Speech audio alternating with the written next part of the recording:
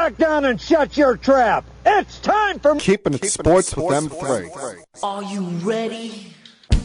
Are you ready? Well, I'll need some beer. Are you ready? You have to ask me nicely. Come on now, don't be bashful. Are you ready? Are you ready for... Place for the best sports talk and news surrounding each league. I can prove it with my usual flawless logic. Hey man, this time we're gonna do it my way. What's your name again? And now, here's your host, M3, Mike Rosansky. Good afternoon, everyone.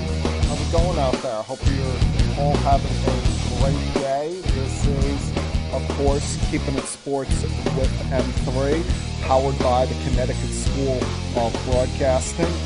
Hope everything's going well for you here on this Monday, or Tuesday, should I say. We've got my days mixed up because yesterday felt like a Sunday with it being a holiday and everything. So a little off on my days here. Try to be better with that. But it is Tuesday, the 5th of July, coming to you here from the Connecticut School of Broadcasting in Cherry Hill, New Jersey. This is, of course, Keeping It Sports with M3. Hope you all had a great weekend. Hope you all, whatever you were doing, partying, shooting off fireworks, hopefully no one blew off their hands, had a JPP situation on our hands here. And it was a very relaxing weekend for you all. And, in a way, I'm kind of glad that this podcast is taking place on Tuesday this week rather than a Monday, because it's given me an extra day to collect my thoughts. It's given me an extra day to calm down because, quite frankly, if I would have done this show yesterday, I would have probably been more aggravated than I am right now. And of course, you can see why I'm aggravated. If you're watching this on Facebook, hell, even if you're not, and you're just listening to the podcast version, I'll tell you. Because I'm wearing my Brooklyn Nets hat right now. I'm wearing my Brooklyn Nets t-shirt. My Brooklyn Nets t-shirt that says Kevin Durant's name on the back of it. To show those who are watching on Facebook, Twitter, and Instagram. Because I'm annoyed. I'm pissed off. I'm bothered. Hell, nothing has even happened here yet. And I'm just completely fed up with Kevin Durant, who last week on Thursday hit every Net fan with our worst nightmare. And that was him requesting a trade away from the Brooklyn Nets. All because of the fact that he is continuing to show blind loyalty toward Kyrie Irving, who he's been following around like a puppy dog for the last 3 years. And I've never understood, why is Kevin Durant following every move of Kyrie Irving and not the other way around? Because Kevin Durant, when it's all said and done, is in all likelihood going to be ranked and rated by most as at the very minimum, a top 15 player to ever play this game. He's going to be in the top 5 scorers in the history of the sport. Probably won't catch LeBron or even Kareem, who's going to fall to number 2 at some point this year. But he's going to be in the top 5. Yet he's following a guy around who is going to be a Hall of Famer in his own right, but there's no guarantee on a week-in, week-out basis of whether Kyrie Irving is actually going to play, whether he's going to actually show up and do his job. I mean, must be such a wonderful life that you can just tell your employer, based on whatever belief you have on that given day, I'm not going to show up. This is a hindrance to me. And Kevin Durant remains loyal to that. Kevin Durant, he had it so easy when he was in Golden State. Didn't have to, until the very end when things exploded with him and Draymond, didn't have to really deal with any drama. Even though he was the best player on the team, it was Steph Curry's team, and he could just go about his business. You know, an old friend of mine posted a meme on Facebook last week that kind of described this situation perfectly. She posted a meme, I guess it's what it's called. It's a picture with a quote, and it showed a lion's head, and the quote with it said, "How we walk with the broken speaks louder than how we sit with the great." And quite frankly, that describes Kevin Durant to a T, because he would rather things be easy. He would rather things take the easy road out than to go through a challenge, go through tough, difficult times. And early in his career, you thought that was going to be the opposite.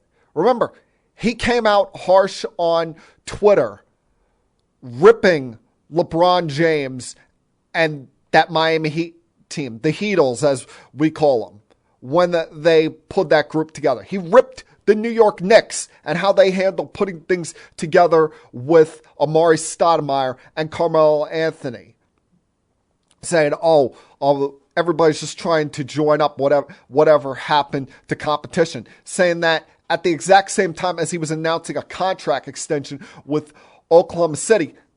And that made Durant, quite frankly, the most popular player in the league at that point. And then 6 years ago, he made a decision that we all despised. We all hated. On the surface, I understood it, but I couldn't stand it as far as a competition level is concerned. When he left Oklahoma City as a free agent and signed with the Golden State Warriors, a Golden State Warriors team that not only won 73 games that year and came one game away from winning the NBA Finals, but in the Western Conference Finals that year, overcame a 3-1 deficit against, I wonder what team. Oh yeah, Kevin Durant's Oklahoma City Thunder. And he was so quick to jump off the OKC bandwagon and run to Golden State as soon as Draymond Green was crying to him in the parking lot after Game 7 of the Finals. He was so quick to run to the Hamptons for a meeting with Steve Kerr, with Curry, Thompson, Draymond Green, Iguodala, and the rest of the crew to talk about, how are we going to pull this off? And then after 3 years, after finally becoming a champion, you thought, even though he's injured, he's going to go about his own way. He chose the destination that most people don't choose, that being the Brooklyn Nets. And that's what made last Thursday so hard to stomach, because it happened 3 years to the day of him announcing his intentions to join the Brooklyn Nets via signing trade. We knew we were going to be without him for a year because he was coming off the torn right Achilles. We were like, finally a star wants to be here. This isn't like, Jason Kidd getting traded here and just staying because it was the place he could get the most money. No, Kevin Durant wanted to sign here, albeit, as we'd come to find out, he was following Kyrie Irving's wishes. He was following what Kyrie Irving wanted him to do. But Kevin Durant wanted to be a Brooklyn Net. And from there, it was a very interesting saga. We didn't see him until the beginning of the shortened 2020-2021 season, where he ironically made his debut against the Warriors. Then you had the Kyrie Irving drama on January 6th, forcing the Nets' hand 8 days later to complete a 4-team trade to acquire James Harden. A month later, he comes down with a strained hamstring, misses 23 games. And the Nets were thanking the Lords that they had gotten James Harden, who was even though he was a bit out of shape, was still playing at an MVP caliber level. You had that war of words on social media, which was kind of embarrassing by his part, that he got into with actor and entrepreneur Michael Rappaport. And then came a postseason that was filled with so much promise at the beginning, but left you brokenhearted at the end. They quickly eliminated the Celtics in 5 games before battling the Bucks to a 7th game that who knows what would have happened if Kyrie Irving and James Harden were not injured in that series. If James Harden didn't roll his ankle in the first quarter of game 1, or should I say strain his hamstring in the first quarter of game 1, and then Kyrie rolling his ankle in the 3rd quarter of game 4. The fact that Durant was out there with a bunch of extras, Joe Harris doing nothing, James Harden on one leg, and still somehow came within a toe's length of dragging that team kicking and screaming to the Eastern Conference Finals. Left you heartbroken, but let you thinking, all right, let's get the crew healthy, and we're favorites for next year. Then you were happy 11 months ago when Kevin Durant signed a 4-year extension with 1 year left on his Nets contract. And you're like, wow, he's going to grow old as a Net. His remaining best days are going to be as a Brooklyn Net. But then there was more drama this year. Kyrie refusing to take the vaccine. Once again, his choice, his prerogative to do what he wanted. But it led to all of the James Harden drama and James forcing his way out to a point where Durant got injured in the middle of January. The team went 5-16 without him, including an 11-game losing streak, and had to just barely sneak into the play-in tournament. A team that was favored to come out of the East preseason had to sneak into the play-in tournament and were the only team to be swept out of the NBA postseason this year. And then there was last Thursday where Kevin Durant has now requested a trade from the Brooklyn Nets. And this is all because the Nets, rightfully so, will not cater to Kyrie Irving's contract demands. Kyrie Irving wants the full max. The Nets want to go pay him the max per year, but only go on a 2 or 3 year deal because, as we know, Kyrie Irving cannot be trusted. Kyrie Irving will do Kyrie Irving-like things and be a headache for this franchise all the time, anytime. And Durant just seems too loyal to that. Too loyal to a guy that in the last 3 years, out of a possible 226 games, they've only taken the court together 44 times in the regular season. If you just count the regular season alone. And in those regular seasons, Durant himself, because of injuries, and maintenance days, has only played in 90 of those 226 regular season games that he could have possibly played for with the Brooklyn Nets. Now, the Nets are under no prerogative to cater to Kevin's demands because, like I said before, he signed a 4-year contract with them. He's locked in through the 2026, 2027 season, something like that, or 2025, 2026, somewhere along that lines. It's not like the Nets only have him for 1 more year under contract like they do with Kyrie Irving, and you risk losing him for nothing. So, but as we know in this league, it's a star-driven league. The stars have called the shots for a while now. The star players have made this an uncomfortable, unbearable situation So much so that I'm telling you right now, when that next CBA comes up, fans, get ready. There's going to be a rather lengthy lockout because the owners are not putting up with this shit anymore. They're not putting up with what James Harden did to force his way out of Houston, where he got intentionally fat and was showing up on his own private planes to games or going partying afterwards and not flying back with the team. They're not putting up with Kyrie Irving every other day, finding a new cause and a new reason why he can't play the game. And, you know, who knows? We could wake up tomorrow and Kyrie Irving decides he wants to retire and become one of the great philosophers of all time.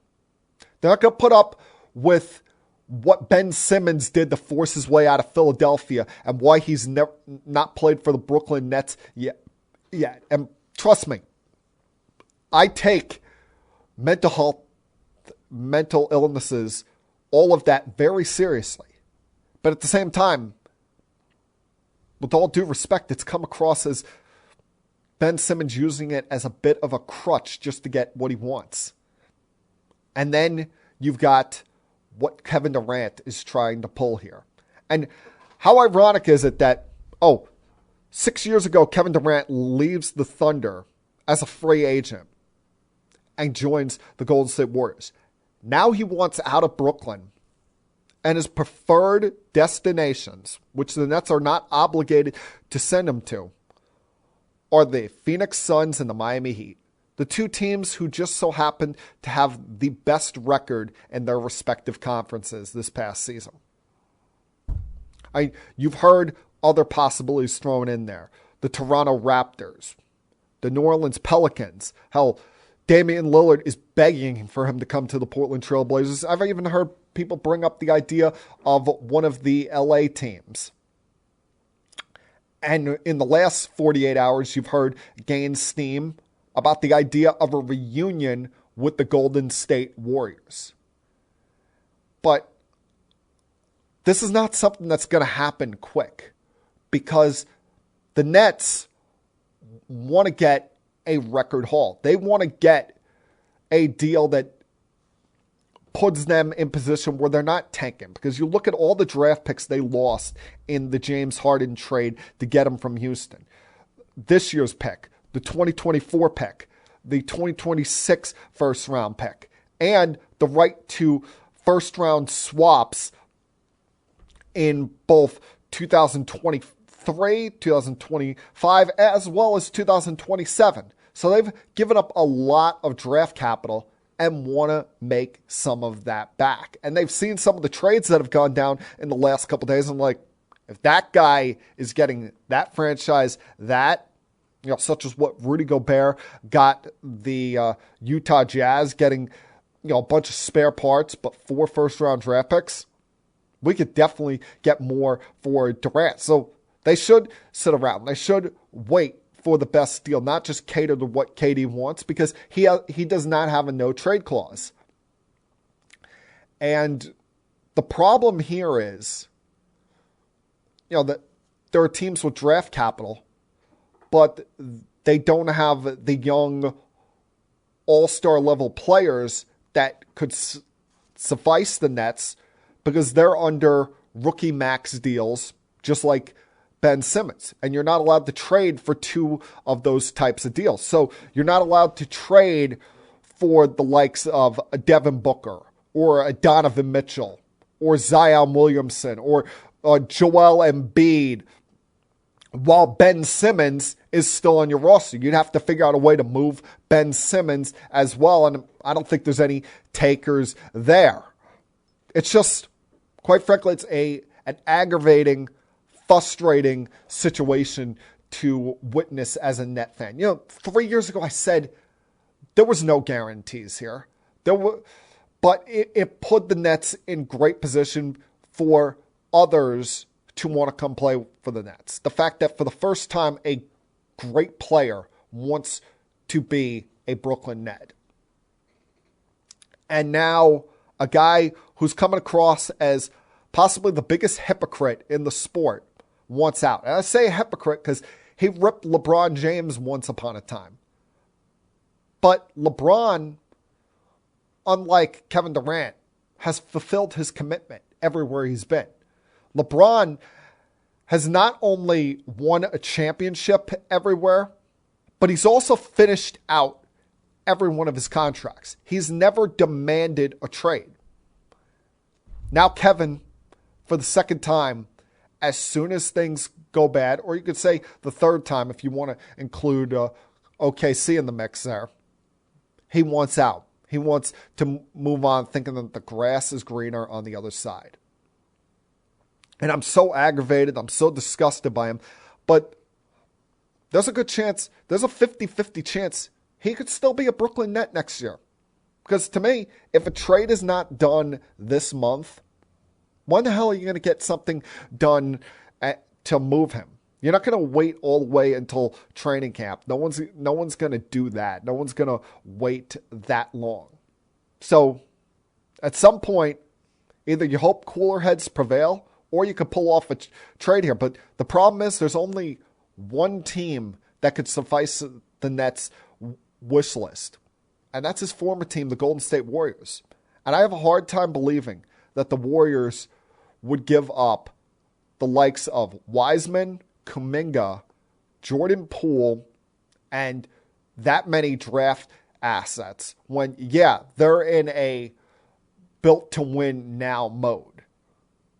But at the same time, Steph's not getting any younger. Clay's not getting any younger. Draymond Green sure is not getting any younger. And those young guys, along with Andrew Wiggins, have them set up to maybe not continue being a dynasty, but still being in the conversation for years to come, even when they fall out of their prime.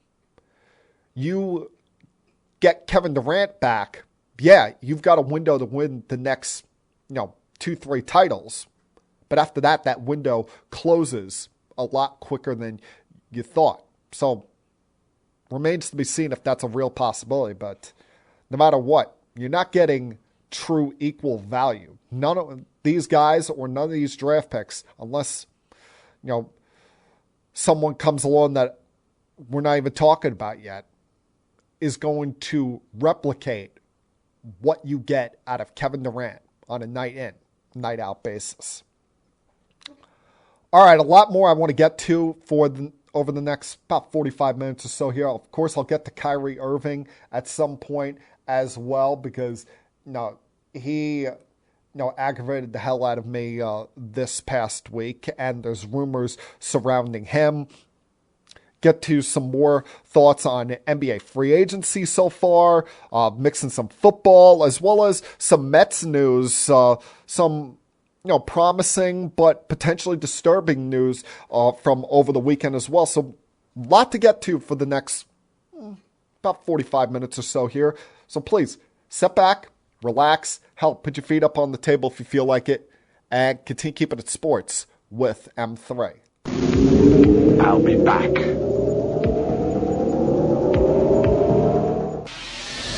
Connecticut School of Broadcasting founder Dick Robinson. The media business has changed a lot since we opened our doors in 1964. Now media content is everywhere. On air, online, on the go. More than ever, companies are looking for people to help drive this new media. At Connecticut School of Broadcasting, you'll get hands-on training on the latest software and equipment in a matter of months, not years. Connecticut School of Broadcasting has placed thousands of grads in broadcast media careers. It's all about versatility. You see, at a radio station, if you also know how to shoot, edit, and post videos, you become a pretty hot commodity. That's the training you get at Connecticut School of Broadcasting. Connecticut School of Broadcasting with locations up and down the East Coast from Massachusetts to Miami. Call 1-800-TV-RADIO or log on to GoCSB.com. Connecticut School of Broadcasting, the nation's oldest and largest group of broadcast media schools. Redefining training in radio, TV, and new media. Get trained. Get connected. 1-800-TV-RADIO.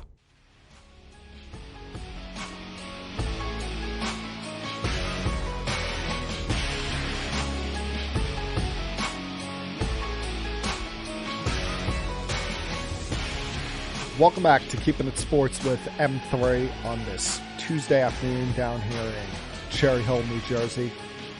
Even with all the craziness that's going on with Kevin Durant's trade request and any of the other nonsense going on right now with the Brooklyn Nets, there is, other stuff to look at in this NBA offseason. So far, it's still early.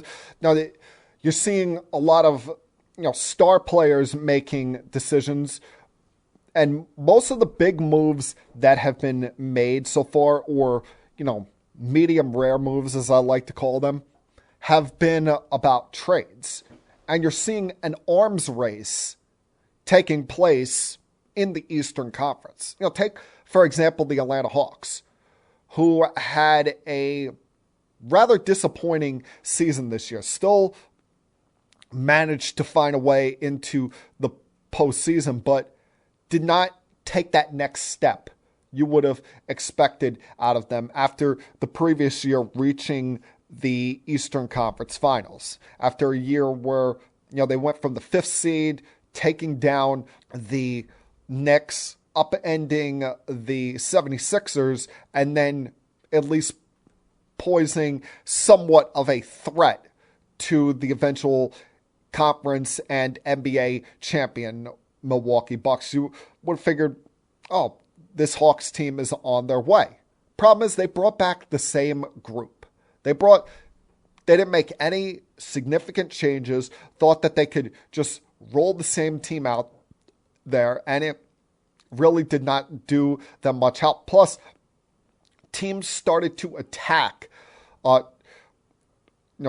Trey right at half court. We're not letting him get open shots from the perimeter. We're not letting him bring the ball up as easy as he was the previous year. So they needed to go get someone that could help him sometimes take the ball out of his hands. And what they did was make a very wise investment in trading 3 future first-round draft picks, as well as the expiring contract of Danilo Gallinari, to the San Antonio Spurs, who were clearly and should be in a rebuild mode after missing the postseason the last 3 years, to get Dejounte Murray. Now, Dejounte Murray, we've seen him grow as the years have gone on. And believe it or not, he's still only 25 years old. He's still relatively young in his career and is signed to a reasonable deal for the next 2 years for 25 years old and only making $17.7 million in each of the next 2 seasons. And that's coming off of a career high in points, assists, and rebounds, being an all-star for the first time in his career. Now you add a bigger body there at guard who can also play the point guard position, maybe take some of the wear and some of the trouble of bringing the ball up all the time that Trae Young had. Because remember, Trae Young, due to the fact that Russell Westbrook sat out the final 3 games of the season, Trae Young passed him for the turnovers lead in the NBA. And Murray is a little more fundamentally sound, a little more protective with the basketball. So this is a good move for them as far as positioning themselves for now and potentially for the future, because they'll have the rights to extend him after next year, and gives them another scorer who just is getting better. Now, if you're looking at the favorites coming out of the East right now, of course, you're talking about the Celtics, you're talking about the Bucks, the Miami Heat. Maybe you want to put the Sixers in that category, though remains to be seen whatever happens to James Harden. But there's clearly an arms race going with the Celtics and the Bucks after they played a grueling 7-game series in the Eastern Conference Finals. They're not just resting on their laurels from last year. Now, the Celtics, it's a bit of a risk in going and getting Malcolm Brogdon because of the fact that He's not been healthy the last couple of years. You look at the last 3 years, he's only played 54, 56, and last year, 36 games due to Achilles pain. But he comes to the Boston Celtics, who are already set at the guard position. He's going to be coming off the bench. And durability, while it's been a weakness for him over his career, now they're not going to have to rely on this guy to try and go out there and play 35 minutes a night for him. Or, as I was looking at some of the numbers over the last couple of days, he's never played, over the 2,000-minute mark in any given season of his career. Something that, most stars or all-star level guards are capable of doing. But this is a guy, he's 3 years removed from being a 50-40-90 guy with the Milwaukee Bucks. He's still relatively young, and while you are paying him a hefty sum of over $22 million each of the next 3 years, we've seen it's becoming expensive to sign others in this sport these days. And if you want to add depth on that bench, add that extra guard, it's going to cost you something. Now, they gave up a lot of players here. The most notable to me is Daniel Theis. And that takes away from a bit of their size inside. Although, wouldn't surprise me if somehow, some way, that guy wound up back on the Boston Celtics at the trade deadline, because the Pacers are a rebuilding team, and he's already been traded from the Celtics once and made his way back there. So really wouldn't surprise me.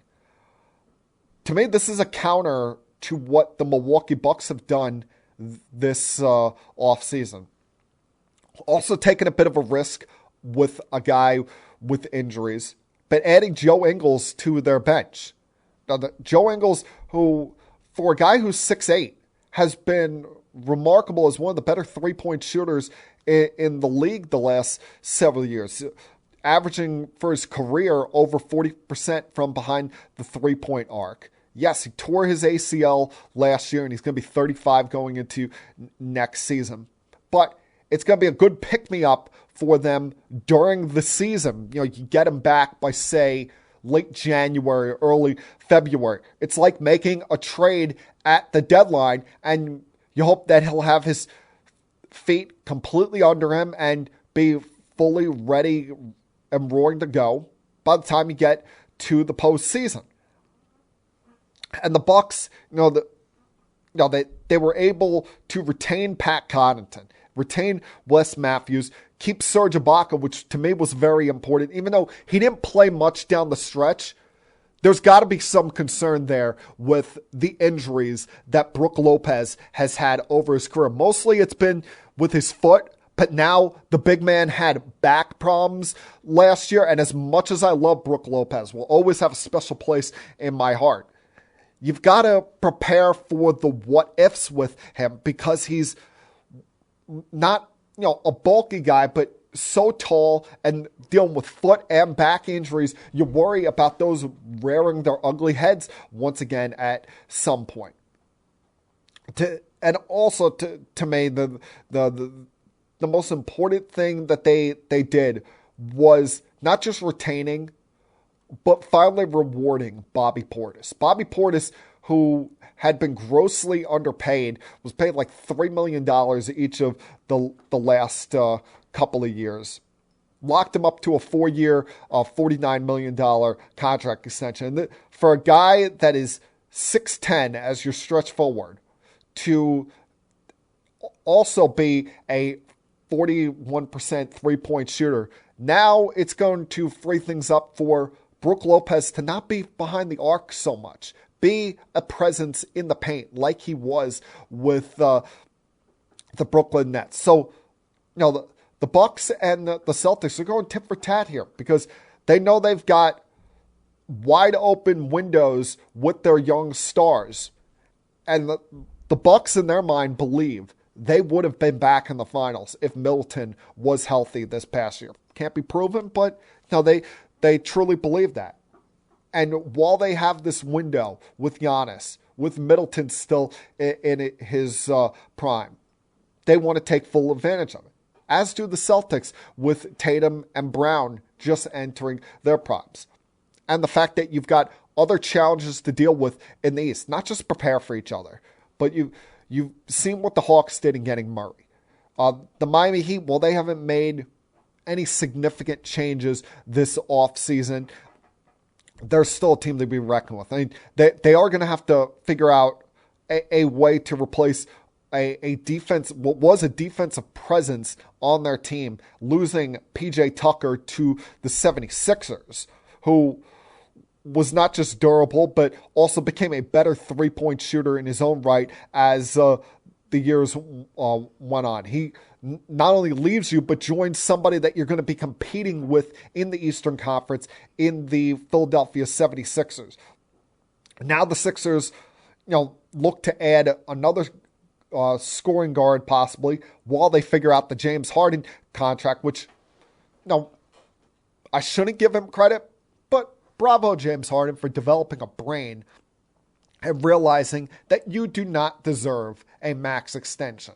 He's going to somehow negotiate a lower deal with them, more team-friendly. So yeah, instead of signing for, $45 to $50 million a year, you're going to still try to get, $25 to $30 million a year? To me, that would really be team-friendly and realizing your worth after the way that you've intentionally let yourself get out of shape the last couple of years. Speaking of trades, the Jazz continue what is a surprising rebuild on their part. To me, it's only a matter of time before they move on from Donovan Mitchell or he tries to force his way out of there. Because they traded Rudy Gobert last week. And you got Walker Kessler, who was a first-round pick by the Timberwolves, along with a lot of good, role player pieces like Patrick Beverley and Malik Beasley. The important part here for the Jazz is getting the 3 first-round picks, which are going to be all unprotected. But you wonder with this trade, does it now push those picks out of the lottery? Because this trade, getting Gobert on the Timberwolves, now you put him at the center position, take Cat out of there, he maybe a little less wear and tear, not having to bang around so much in the paint, can be more concentrating on his shooting and shooting from the outside. And you put a big man in there who's not necessarily the best scorer in the world, but one of the best defensive big men in the league, a defensive player of the year candidate year in, year out, and improve your defense that way in what you hope is a year that you can actually make the postseason rather than having to settle for battling the play-in scenario. We've also seen a lot of guys sign their Supermax extensions. Nikola Jokic getting 5 years, $264 from the Nuggets. And, he's been the MVP each of the last 2 years. It's well-deserved. If you're a Nuggets fan, you just hope that next year you have a fully healthy Michael Porter Jr. and Jamal Murray, especially Murray, who missed all of last year after the torn ACL. The Suns giving an extension to Devin Booker. No problem there. I mean, they've increased win total each of the last 3 seasons, and he's averaged 26 a game the last 4 years. He's even only 26 years old, is emerging into one of the top players in this sport and has not shown any signs of wanting to force his way out of there because he sees that the team is willing to build around him, although we'll see what happens with the DeAndre Ayton situation. The one that I was surprised that the team was so quick to do was what's going on with Zion Williamson and the Pelicans eagerly giving him 5 years for $193 million that can be boosted up to 231 if during the deal he makes an All-NBA team or wins MVP or Defensive player of the year next year. Now, Zion Williamson's biggest enemy is his health. And I don't want to seem like a fat shamer here, because I don't think he's fat. I just think he has too much mass on that body. Now, if you're 284, and you're the size of Shaquille O'Neal at 7'2", 7'3", that's one thing.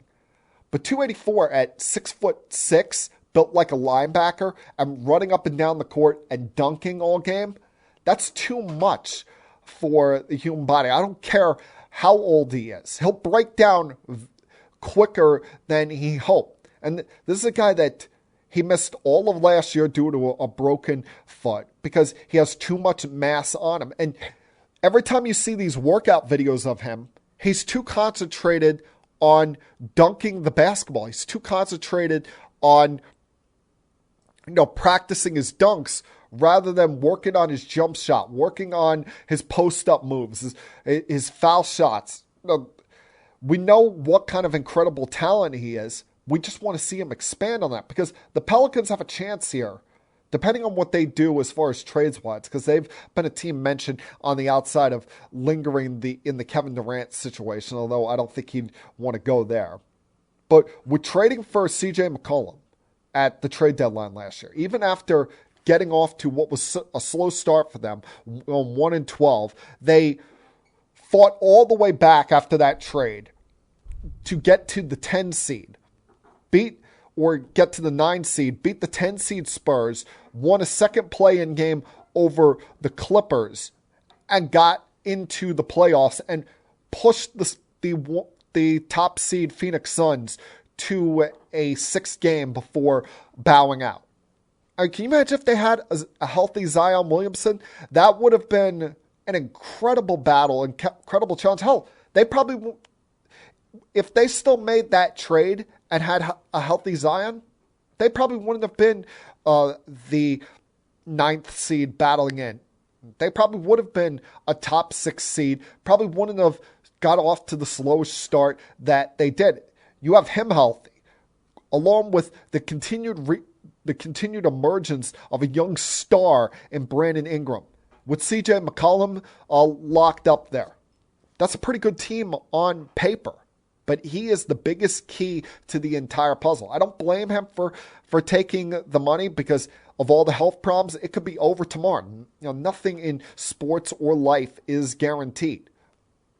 I was just surprised that the Pelicans were so quick to give him the max rather than let things play out, or even possibly see if they could get major pieces for him in a possible trade, because people still have a high opinion of Zion. We just got to see him make the court in order to prove that.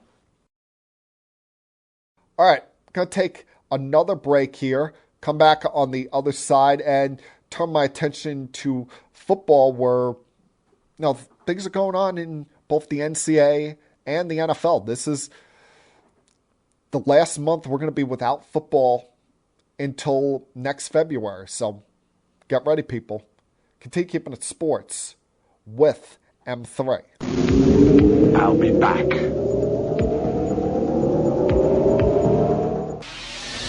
Connecticut School of Broadcasting founder Dick Robinson. The media business has changed a lot since we opened our doors in 1964. Now media content is everywhere. On air, online, on the go. More than ever, companies are looking for people to help drive this new media. At Connecticut School of Broadcasting, you'll get hands-on training on the latest software and equipment in a matter of months, not years. Connecticut School of Broadcasting has placed thousands of grads in broadcast media careers. It's all about versatility. You see, at a radio station, if you also know how to shoot, edit, and post videos, you become a pretty hot commodity. That's the training you get at Connecticut School of Broadcasting. Connecticut School of Broadcasting, with locations up and down the East Coast, from Massachusetts to Miami. Call 1-800-TV-RADIO or log on to GoCSB.com. Connecticut School of Broadcasting, the nation's oldest and largest group of broadcast media schools, redefining training in radio, TV, and new media. Get trained. Get connected.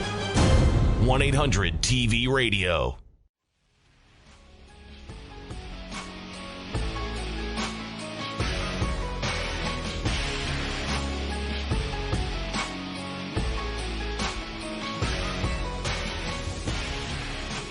Welcome back to Keeping It Sports with M3 on this Tuesday afternoon, the day after the 4th of July. Hope you all had a great, relaxing weekend. Remember, as always, tell your friends about where they can find this podcast via social media. The first place, of course, is the Facebook page, facebook.com/Keeping It Sports with M3.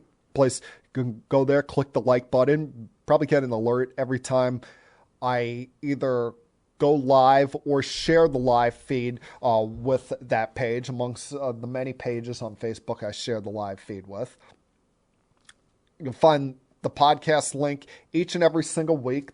It'll either be available tonight or tomorrow for both Podbean and Spotify, as well as you can find those links on Twitter at M3Rosansky, my personal Twitter account, and the Twitter account for the podcast at Keeping It Sports, as well as find me on Instagram, keeping_it_sports_with_M3.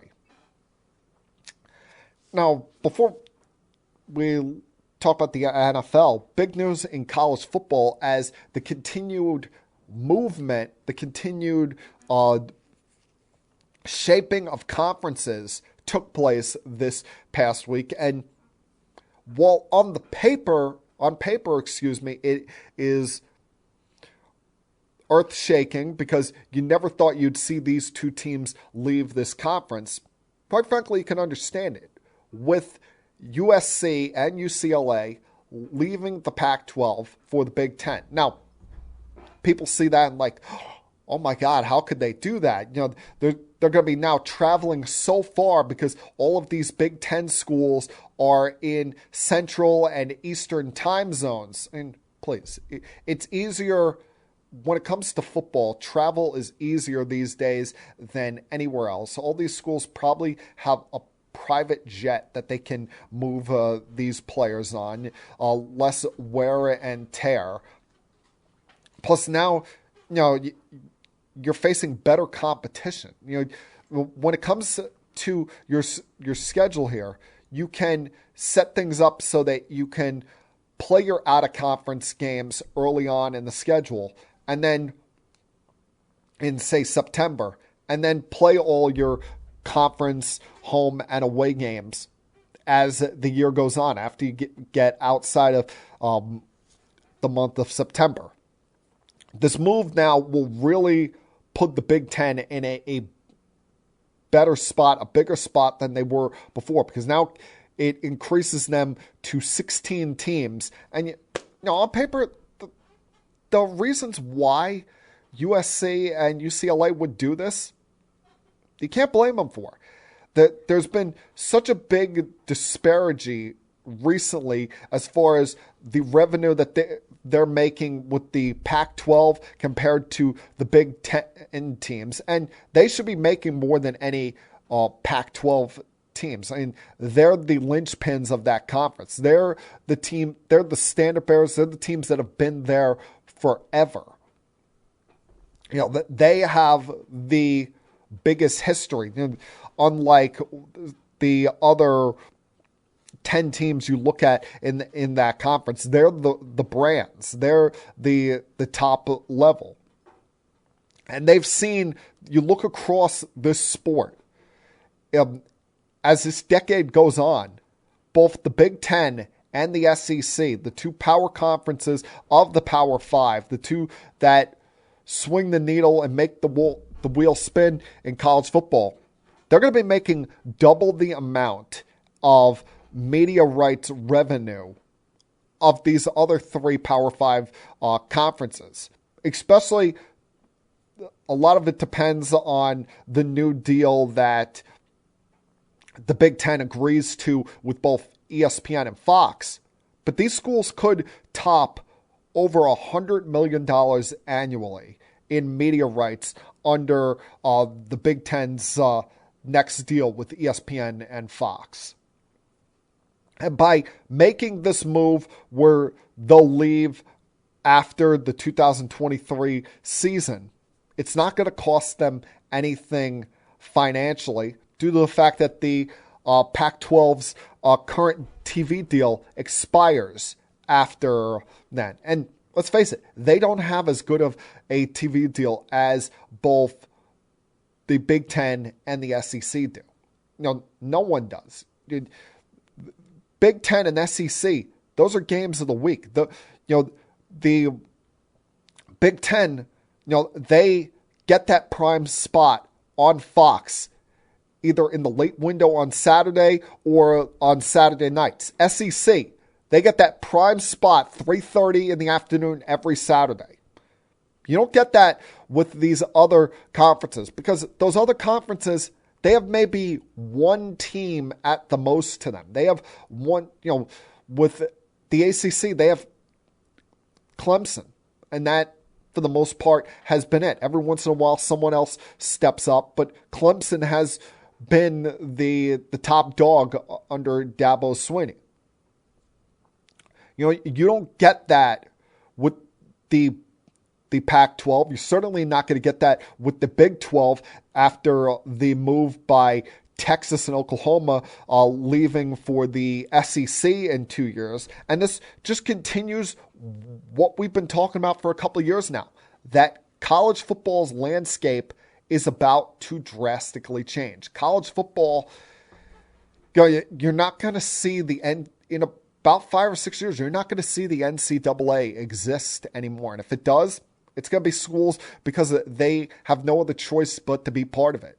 These Power 5 schools and Notre Dame are all looking toward a bigger picture, all looking toward this 4 or 5 league super conference that in all likelihood they're going to force Notre Dame's hand in them no longer being an independent. And that will be how we determine a national champion from there on out. We'll have a bigger, grander playoff, and that these conferences will no longer follow under NCAA rulings. The interesting part will be they break away from that. What's going to happen with the NIL deals, the name, likeness, imaging that these players now have? Those colleges form their own super conference, their own super league. Are they going to have stricter rules? Are they going to try and create some kind of cap there? And that's going to create a whole different can of worms, that we'll deal with at some point down the road. Now on to the NFL, where it's been the off season of the wide receivers getting paid. It's been an off season where all of these top-notch star wide receivers are getting paid. You've seen every single time we turn around, it seems that you're getting another one of these top-level wide receivers a new deal. You've seen Tyreek Hill's deal of $30 million a year. Devontae Adams, his deal with the Raiders. DeAndre Hopkins, an extension with the Cardinals. Cooper Kupp, an extension with the Rams. A.J. Brown getting traded to the Eagles and getting a contract extension. Diggs' new deal with the Bills. These guys, they can all thank Christian Kirk and his deal with the Jacksonville Jaguars in creating this wide receiver extension frenzy. And we've seen there have been a couple other guys waiting out there to get their new deals. The likes of Terry McLaurin, Deebo Samuel, DK Metcalf. Especially McLaurin and Samuel, who, unlike Metcalf, they weren't first-round picks. These guys were second-rounders, guys that weren't given that fifth-year rookie option and have threatened potential holdouts. In the case of Deebo, they've even threatened a trade. Well, Terry McLaurin finally got paid last week. He's got a 3-year, $71 million extension with $28 million on a signing bonus, the largest ever given to a wide receiver.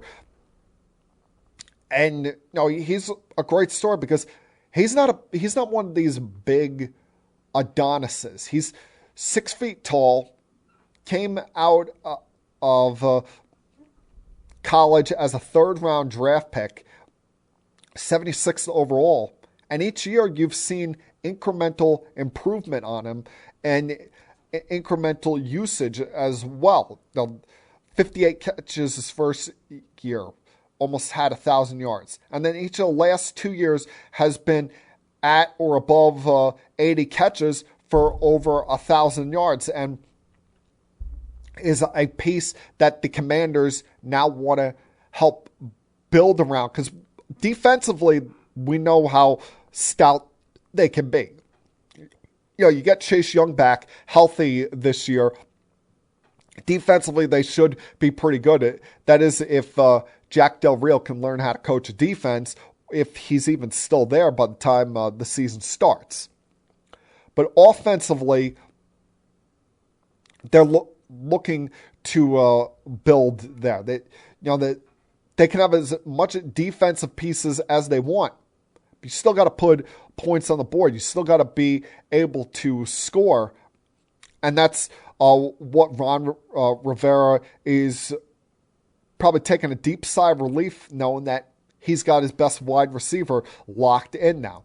Now you're going to start hearing a lot more about Deebo Samuel, who has been very loud, very open about his determination to get a new deal done.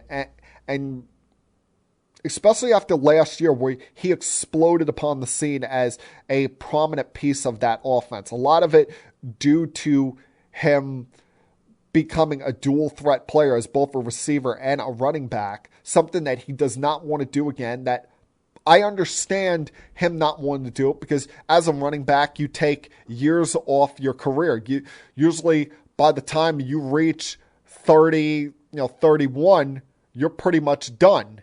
And that can hurt from potential future income, can hurt from, you're already seeing some of these running backs in the league like Zeke, seeing their steady decline, and he's barely even 30 years old yet. I don't even think he's touched 30 yet. And Deebo doesn't want to go that same route, even though it added a whole new element to their offense, and the team took off and was a playoff team, came very close to even possibly reaching the Super Bowl last year, running their offense like that. It's a wear and tear he does not want to do again. Here's the problem that they're in. In order to pay him that money, you in all likelihood have to trade Jimmy Garappolo, who is making, $26 million this coming season. But Jimmy Garoppolo's coming off of an off-season surgery. He hasn't even, as far as I know, thrown a football yet.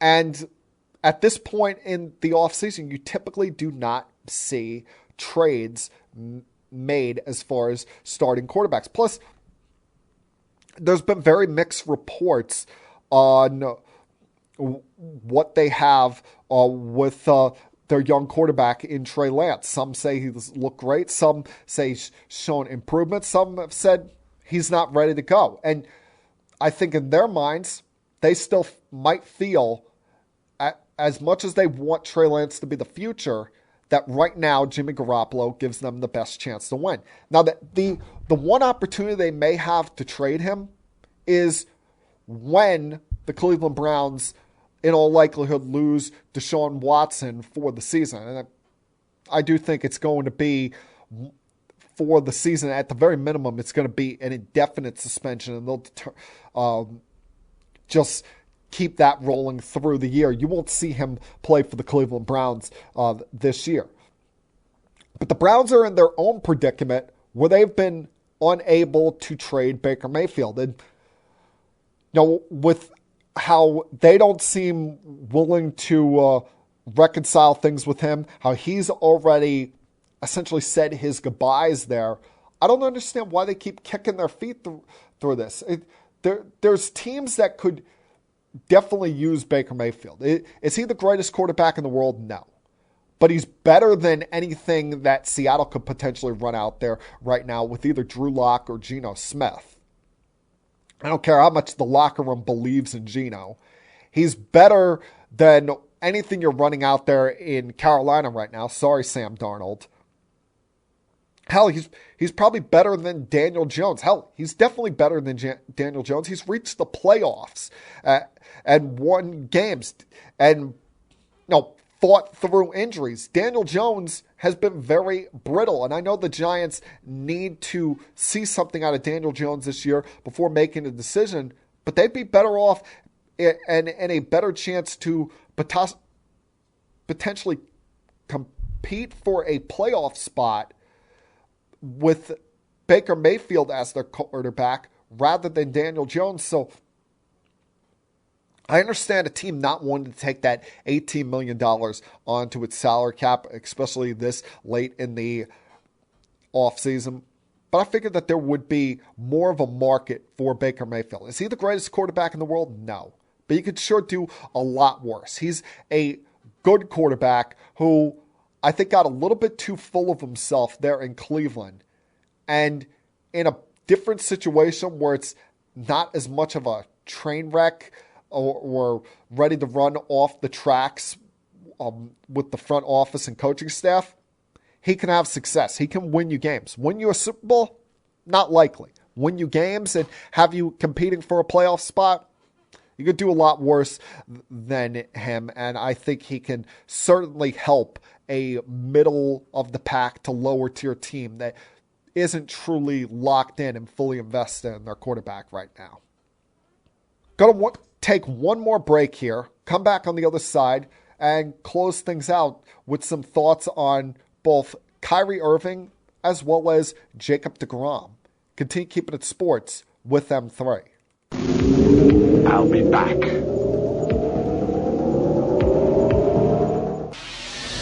Connecticut School of Broadcasting founder Dick Robinson. You know, the media business has changed a lot since we opened our doors in 1964. Now media content is everywhere. On air, online, on the go. More than ever, companies are looking for people to help drive this new media. At Connecticut School of Broadcasting, you'll get hands-on training on the latest software and equipment in a matter of months, not years. Connecticut School of Broadcasting has placed thousands of grads in broadcast media careers. It's all about versatility. You see, at a radio station, if you also know how to shoot, edit, and post videos, you become a pretty hot commodity. That's the training you get at Connecticut School of Broadcasting. Connecticut School of Broadcasting with locations up and down the East Coast from Massachusetts to Miami. Call 1-800-TV-RADIO or log on to GoCSB.com. Connecticut School of Broadcasting, the nation's oldest and largest group of broadcast media schools, redefining training in radio, TV, and new media. Get trained. Get connected.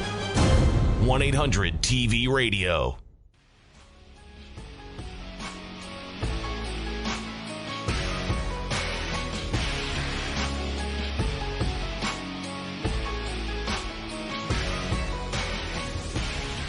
Welcome back to Keeping It Sports with M3. Only a few more minutes left here, but wanted to talk about Jacob deGrom, who has been rehabbing from his injury from spring training, but there had really been no updates on him as of recently. But suddenly, as I was leaving work on Saturday, I see that Jacob deGrom would be making his first rehab start for the Mets. I'm thinking, oh, good for him. You know, the Mets, need to get some starters back in that rotation. They're getting Max Scherzer back tonight.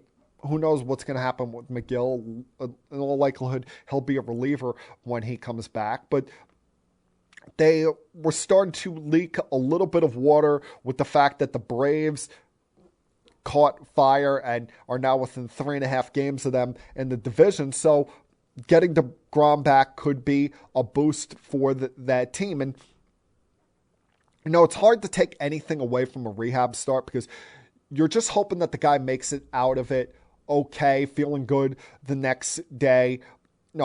on the surface, it's only an inning and a third, but he struck out 5 batters, hit 1 batter. 18 of his 24 pitches were for strikes. The problem I have is, Jake, can you calm the hell down? Can you, instead of coming out and guns a-blazing, going 100 miles an hour, can you just kind of tame it down and just get your work in? I can understand adrenaline. I can understand the fact that outside of your spring training start back on March 22nd, you haven't pitched in a year. But there's a reason why you haven't pitched in a year outside of that one spring training start. And that's because you have been your own worst enemy in the last, about 15 months here. Because he got off to a great start of the 2021 season, but then fell victim to 3 separate IL stints before finally going on the IL in the first week of July. And then we never saw him again. We never saw him throw another pitch for the Mets, and that placed some fear in the front office, certainly into Steve Cohen, and that's why they went out there and invested the big bucks in getting Max Scherzer, so that just in case another injury flared up, they have an ace pitcher for the front of that rotation. But Jacob deGrom, for the last 15 months, every time he takes the mound, it's immediately 100-mile-an-hour fastball, 93-mile-an-hour slider. I mean, you can take something off. You don't have to just try to break the radar gun every pitch. I mean, his first 3 pitches on Sunday were at or over 100 miles an hour. Like, what are you trying to prove? Just get your work in. Be healthy. All of these things, this wear and tear that you've been through the last year. Remember, you're not 23 years old anymore. You're the same age as me. You're 33, about to be 34. And you're, going out there pitching like a reliever in a starter's pitcher role. How did that work out for you last year? Let's face it, if he has one more setback, he has one more injury like this, he's probably done for the year. The Mets are running out of time where they can keep resetting the clock on his season. I'll tell you what this also should have done. Should have humbled him up a little bit and not be thinking of this idea that, I'm going to opt out of my contract at the end of the year. Because you're out of your mind if you think you're getting the deal that Max Scherzer got. As talented as he is, he's one of the most amazing talents in the sport when he's on the field. He has not thrown a full season of baseball since 2019. Between the pandemic, shortened season of 2020, and then the injuries he's dealt with for the last 2 years. He has not made more than 15 starts in a season in now almost 3 years. And he thinks he's going to get the same kind of deal as Max Scherzer. I mean, I hope these last couple months have wised him up a bit and realized that, nothing is guaranteed. Maybe I should not be opting out of my contract. But as a Mets fan, you should be hoping that he is 100% healthy, ready to go by the time you come back from the All-Star break. And you have him back, you have Scherzer back, and those guys are healthy. Then that's one less thing you have to look at the trade deadline. Because there's going to be a lot of teams looking at starting pitching. Teams that are looking at all these options out there, the Luis Castillos of the world, and we'll see what happens with Frankie Matas, who got pulled from his start after 1 inning on Sunday due to shoulder stiffness. If he's out, that just puts the price upward on guys like Castillo, Kyle Hendricks, anybody else that could potentially that be available at the trade deadline. You're going to have teams looking for starting pitching. The Blue Jays are going to be looking for a starter. The Red Sox may be looking for a starter depending on what happens with Sale, although they might also want to look for a closer, because if they got to play the Blue Jays in the postseason up in Toronto. It doesn't sound like this whole vaccine mandate is going to be changing up there anytime soon. So they could be without their closer, Taylor Houck, and because of his vaccination status. And now that's just tough luck for you. I've seen people complain over the last couple of days saying, oh, they should make the Blue Jays play all their home games in the U.S. until the mandates are up. But hey, they call it home field advantage for a reason. If they can have that kind of advantage over one of their playoff rivals, one of their division rivals, so be it. Tough luck. You got to deal with that. But if you're the Mets and you can have starting pitching not be on that checklist, you can just be looking for another arm in the bullpen, maybe a bat if you're not willing to bring this kid Alvarez up from the minor leagues, then it makes things a lot simpler for Billy Epler and company at the trade deadline. Now, one last thing I want to get to. There was an interesting tweet put out by Jeanie Buss on Sunday night, Monday morning our time, but Sunday night West Coast time at 11:11, weirdly. She wrote, quote, I miss KB. He would understand and explain everything that I'm not allowed to. Honestly, he was the greatest Laker ever. He understood team over self, meaning your rewards would come if you valued team goals over your own. Then everything would fall into place. All can reply. Of course, by KB, she is talking about the late, great Kobe Bryant. And that organization, while they've won a championship since then, is still emotionally reeling over the loss of one of their great icons way too early, who, you know, to this day, he still would have played a role in that franchise if he were alive. Maybe not a pivotal role, but definitely in an advisor role. And would have been a help to, say, Russell Westbrook getting through the nonsense he had to deal with last year. Some brought on him, some unfair at times.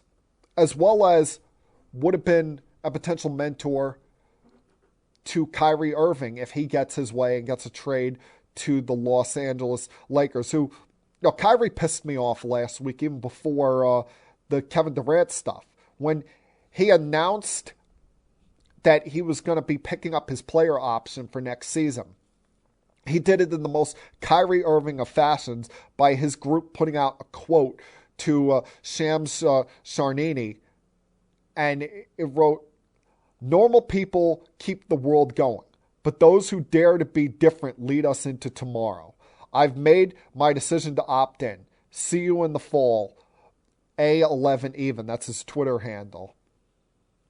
Like, why does he, every time he does something, even when it's the right thing to do, when it's the thing he should do, he has to come off sounding like an ass. Like when Harden was here and he said during a post-game press conference, I told him on the court, you be the point guard, I'll be the shooting guard. I mean, everything he does, he comes off as narcissistic.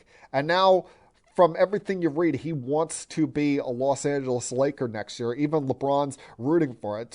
Shows you how 1 year and one bad season by Russell Westbrook has LeBron off the Westbrook bandwagon. This is the same guy that he had a meeting with at his house and chose the Lakers trading for him forced the hand of the Lakers front office rather than keeping Kyle Kuzma or keeping Alex Caruso and trading or signing for DeMar DeRozan. And look how that turned out. It was a disaster. But now you're seeing a talk of a potential trade between Kyrie Irving from the Nets to the Lakers and Westbrook from the Lakers to the Nets. And there would be a lot more pieces part of it. It wouldn't just be those two. The Nets would want at least one draft pick back. They want to attach Joe Harris's contract after he missed 68 games last year due to 2 ankle surgeries and get the remaining $38 million he has on the books off.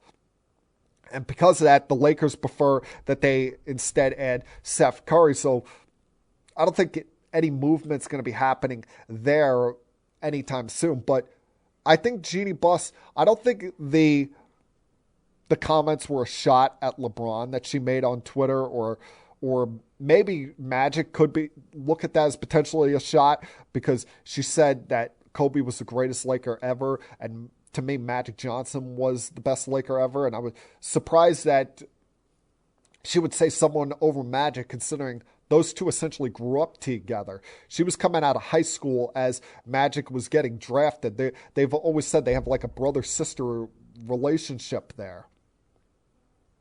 But she talked about in that quote, understanding team over self. And that's a message toward potentially trading for Kyrie Irving. Because Kyrie Irving hasn't been much of a team player the last couple of years. Despite whatever you want to say, if you support what he's done, how he's handled things after January 6th, or handled the vaccine mandates, whatever your stance is, there's no way that you can say that he's put the betterment of his teammates over the betterment of himself. And Jeanie Buss was saying that Kobe would understand that. Kobe would help the locker room culture understand that, and probably put Kyrie in his place, kind of a tease. And Kyrie would listen because Kobe was his idol. Kobe was a mentor to him early in his career as Kobe was starting to end his and head into retirement. But, reading all this stuff, hearing all this stuff the last couple of days, just continues to add to my frustration. My frustration as a Net fan, because, as I said a couple of years ago, nothing was ever guaranteed here, but it put us in a better position. We sold our soul to this clown, Kyrie Irving, who supposedly grew up a New Jersey Nets fan, but wanted to do everything on his terms when he's never been truly a guy that's earned that right. He was under his best behavior when he was LeBron's teammate, eventually forced his way out of there. Went to the Celtics, and let's face it, they had more success without him than they did with him. They came within a game of going to the NBA Finals in the year where he missed the postseason due to injury, and then the following year got knocked out in 5 games by the Milwaukee Bucks, including losing 4 in a row in that series. And now how he's handled things with the Brooklyn Nets. The fact that over these 3 years, he has missed more games than he has played. And this is a guy that still thinks he deserves a fully guaranteed max contract.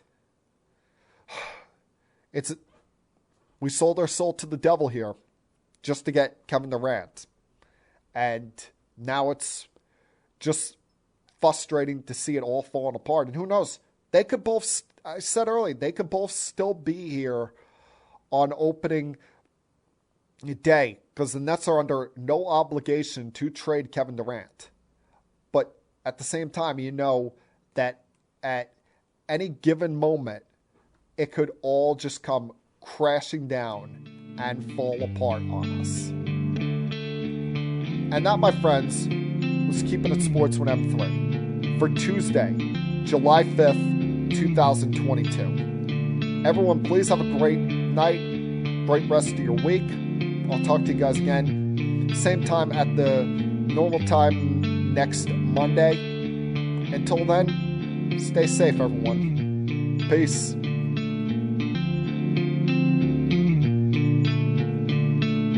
We have to go. Good night, everybody. I have had enough of you. Thank you for all the fun. Thank you. Hey, shut up, will you? I don't want to see you. I don't want to hear you. I don't want to smell you. Now leave. I'll be back.